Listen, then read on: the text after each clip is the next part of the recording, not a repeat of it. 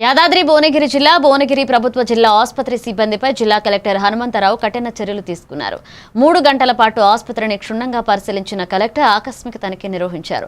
విధులకు సమయపాలన పాటించిన 63 మంది సిబ్బందికి, విధులకు గైర్హాజరైన 19 మంది మొత్తం 82 మందికి షోకాజ్ నోటీసులు జారీ చేశారు.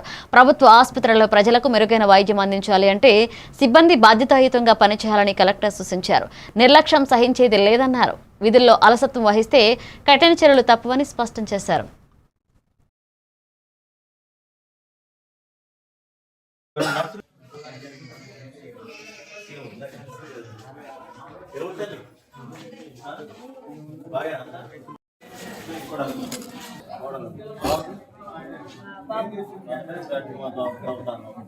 ఎవరైతే